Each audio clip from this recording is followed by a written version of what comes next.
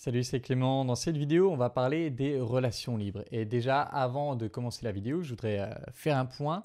Euh, Ça pourrait donner l'impression que je juge les relations libres dans cette vidéo, mais je tiens vraiment à le mentionner ici très clairement.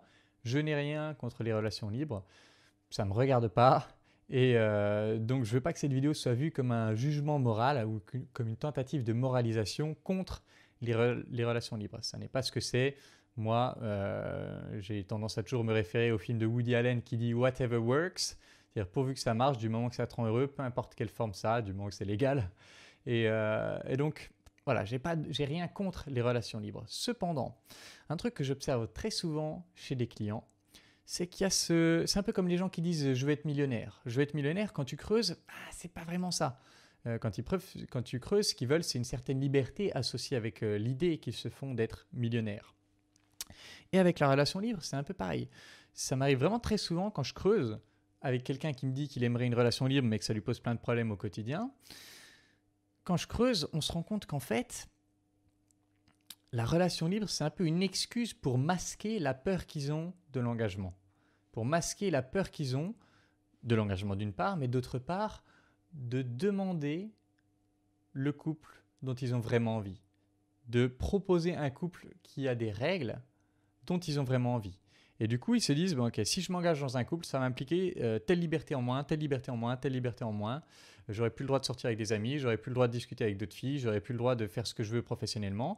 Et donc, ils s'auto-imposent tout un tas de règles. Ils s'auto-imposent tout un tas d'interdictions avant même que la relation ait commencé. Et après, ils disent, non, mais laisse tomber, une relation comme ça, j'en veux pas. Et tout ça parce que du coup, ils ont peur d'être enfermés. Mais la question, c'est si tu pouvais définir les termes de la relation. Si tu pouvais dire à la fille, bah, écoute, tu me plais vraiment, j'aimerais vraiment me mettre en couple avec toi, j'aimerais vraiment qu'on crée une relation ensemble, mais pour moi, voici ce que c'est une relation. Ça implique la liberté de faire ci, la liberté de faire ça, le droit de faire ça. Est-ce que toi, c'est quelque chose qui te plairait? Si vous arrivez à oser exprimer ces choses-là et que la fille dit oui, vous verrez, comme par hasard, vous n'aurez plus envie d'une relation libre d'un coup. Et donc souvent, cette pseudo-envie de relation libre, c'est un masque, c'est une zone d'ombre, c'est un... Comment dire? Ouais, c'est un masque que vous mettez par-dessus, consciemment ou inconsciemment, que vous mettez par-dessus votre peur de l'engagement et par-dessus votre peur d'exprimer vos désirs.